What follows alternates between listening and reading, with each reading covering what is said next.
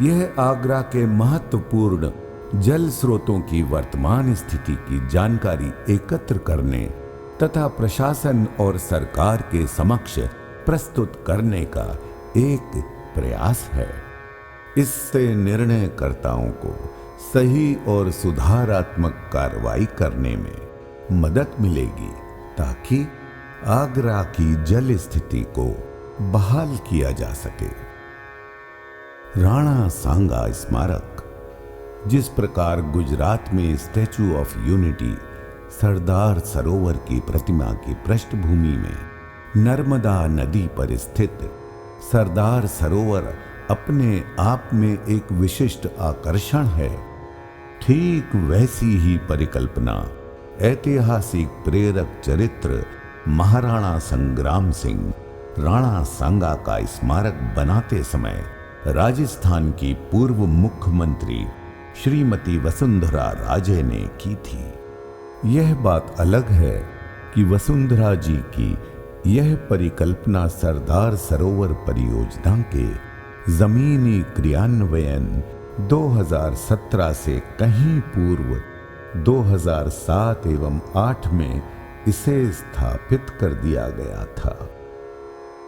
20 फरवरी 2015 को राष्ट्रीय स्वयंसेवक संघ के सरसंघ चालक डॉक्टर मोहन राव जी भागवत ने यहां आकर अपने ऐतिहासिक भाषण में राणा सांगा की वीर गाथा का स्मरण कर कहा था कि यह स्मारक विदेशी आक्रांता के फतेहपुर सीकरी स्थित बनाए बुलंद दरवाजे का सटीक जवाब है।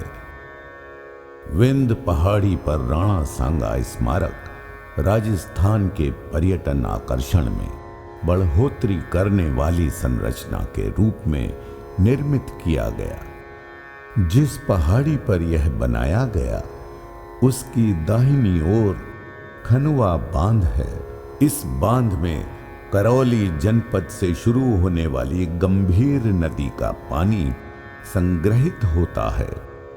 भौतिक दृष्टि से खनुआ, वकोली आदि सहित 5 ग्राम पंचायत क्षेत्रों की 22 वर्ग किलोमीटर जमीन बांध का जल विस्तार आच्छादन क्षेत्र है।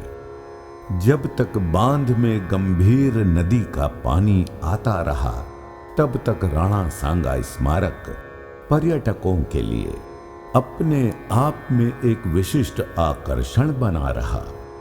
यहां पहुंचने वालों में भरतपुर केवलादेव पक्षी सेंचुरी पार्क देखने वाले पर्यटकों के अलावा फतेहपुर सीकरी स्मारक समूह देखकर पहुंचने वाले पर्यटक भी बड़ी संख्या में होते थे।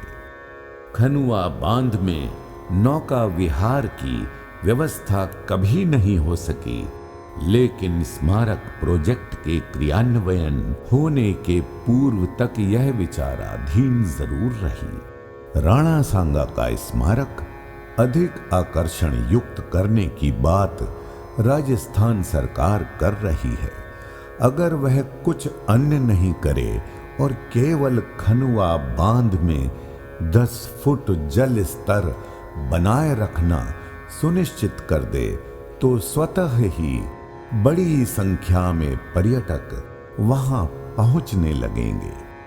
वर्तमान में राणा सांगा स्मारक पर टूरिस्टों का फुटफॉल 50 व्यक्ति भी प्रतिदिन नहीं है, जबकि पहले 2 से 2,500 पर्यटकों का यहां आना जाना रहा है। खनुआ बांध पूर्व में बाबन मोरा के नाम से जाना जाता था। इसका जल डूब क्षेत्र अनियंत्रित था। लॉर्ड कर्जन ने इसे व्यवस्थित करवाया और इसके स्ट्रक्चर को सेल्यूस गेट युक्त करवाया। खनुआ के गेट से निकलने वाली जलधारा को उत्तर प्रदेश में उटंगन नदी के नाम से जाना जाता है। सिरौली गांव से यह उत्तर प्रदेश में प्रवेश करती है।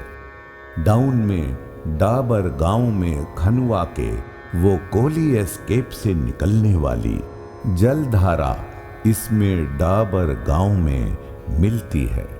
भूगर्भ जल रिचार्ज और ताज ट्रेपेजियम क्षेत्र TTZA में धूल के कण नियंत्रित करने वाली सबसे महत्वपूर्ण जल संचय संरचना है। उटंगन नदी। उटंगन एक अंतर्देशीय नदी है। राजस्थान में गंभीर नदी के नाम से जानी जाती है। नदी की पूरी लंबाई कुल 288 किलोमीटर है, जबकि उत्तर प्रदेश में इसका बहाव 66 किलोमीटर है।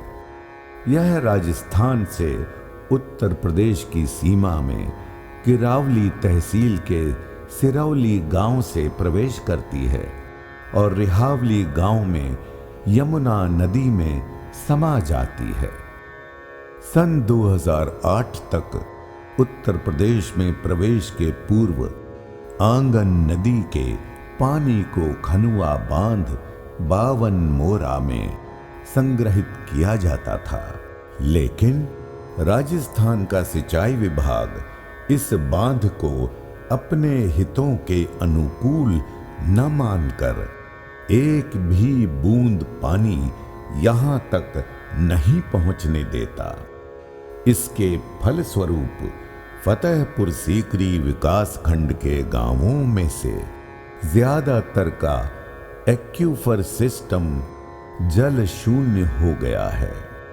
राजस्थान सरकार ने इसका पूरा पानी करौली के पांचना बांध और भरतपुर के अजान बांध पर रोक लिया है।